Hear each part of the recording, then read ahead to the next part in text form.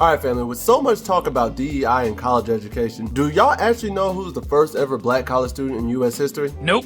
It's February 14th, happy Valentine's Day to all, and it's time for more Black Excellence during Black History Month. So the answer to today's factoid is one Mr. John Chavis. If you don't know, you're about to know. John Chavis was born in Oxford, North Carolina on October 18th, 1763 to a pair of free African Americans. And at a young age, John would actually educate himself readily as much as he could. When he became a teenager, John would actually go on to fight in the Revolutionary War for the Continental Army of the US from 1778 to 1781 for the Virginia 5th Regiment. After discharging from the army, he would actually go on to earn a living as a tutor through the rest of the 1780s. Then in the late 1780s, he and his wife would move up to New Jersey because he began studying with John Witherspoon, one of the signers on the Declaration of Independence, to enter his tutorial program. With the help of Witherspoon's education, in 1792, Chavis would actually be accepted into the College of New Jersey's Theological School, which actually would become Princeton University. He would continue his studies there, but when Witherspoon died in 1794, Chavis would then transfer to Liberty Hall Academy in Virginia, which would go on to become Washington and Lee University. Then in October of 1799, Chavis would graduate from Liberty Hall Academy and be licensed to preach in the Presbyterian Church of Lexington, becoming the first African American to graduate from college. Afterwards, he and his family would move to Raleigh, North Carolina, and he would continue as a teacher and a preacher up until the fallout from Nat Turner's Rebellion in 1831. Because of Turner's Rebellion, North Carolina legislation would go on to implement several laws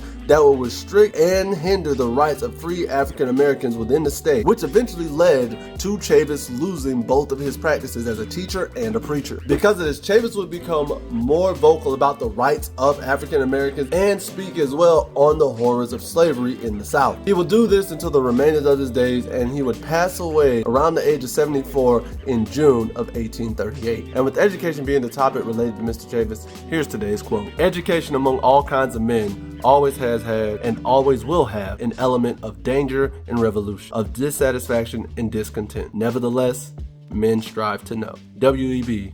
Du Bois.